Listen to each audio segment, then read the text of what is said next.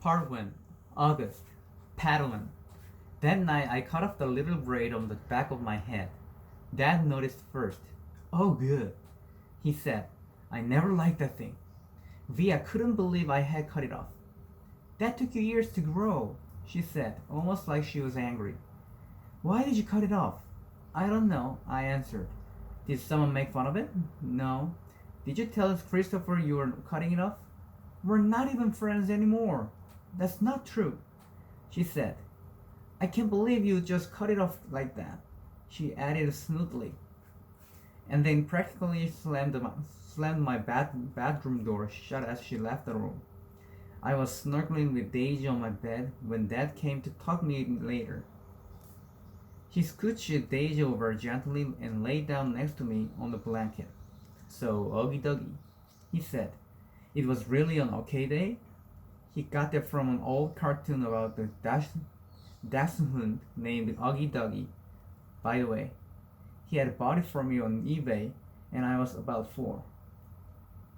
And we watched it a lot for a while, especially in the hospital. He would call me Oogie Doggy, and I called him Dear Old Dad, like the puppy called the Dachshund Dad on the show. Yeah, it was totally okay, I said, nodding. You've been so quiet all night long. I guess I'm tired. It was a long day, huh? I nodded. But it really was okay? I nodded again. He didn't say anything, so after a few seconds, I said, it was better than okay, actually.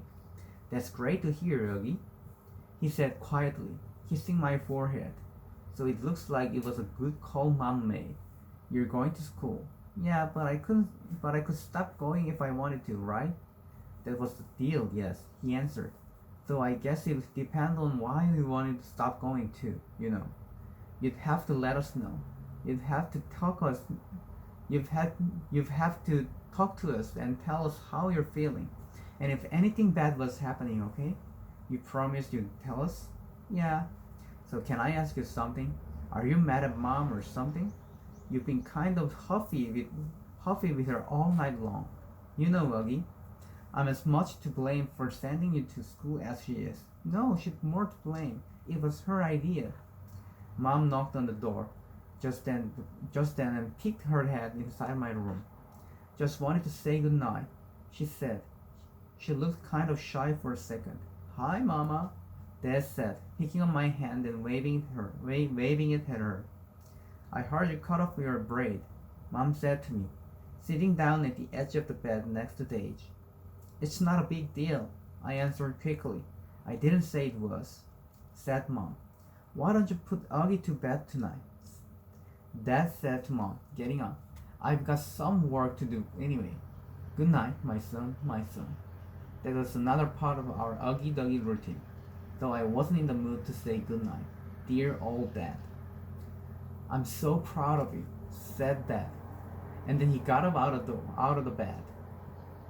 Mom and Dad had always taken turns putting me to bed. I know it was a little baby show me to still need them to do that, but that's just how it was with us. Were you checking on Via? Mom said to Dad as she lay down next to me. He stopped by the door and turned around. What's wrong with Via? Nothing, said Mom, shrugging. At least she'd tell me. But first day of high school and all that. Said Dad, and then he pointed his finger at me and winked.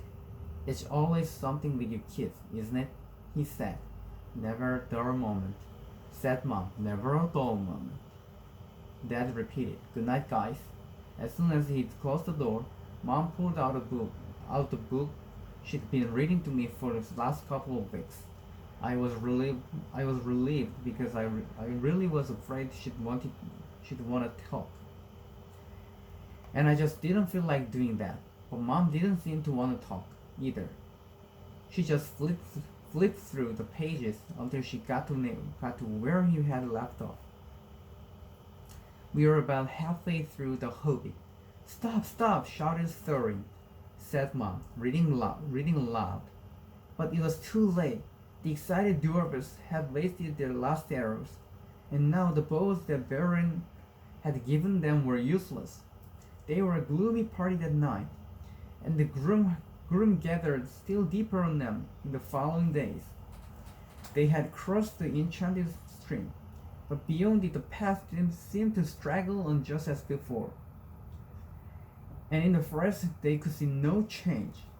I'm not sure why, but all of a sudden I started to cry. Mom put the book down and wrapped her arms around me. She didn't seem surprised that I was crying. It's okay, she whispered in my ear. It'll be okay. I'm sorry, I said between sniffles. Shh, she said, wiping my tears with the back of her hand. You have nothing to be sorry about. Why do I have to be so ugly, Mommy? I whispered. No, baby, you're not. I know I am. She kissed me all over my face. She kissed my eyes that came down to fall. She kissed my cheeks that looked punched in. She kissed my toothless mouth. She said soft words that I know were meant to help me, but words can change my face.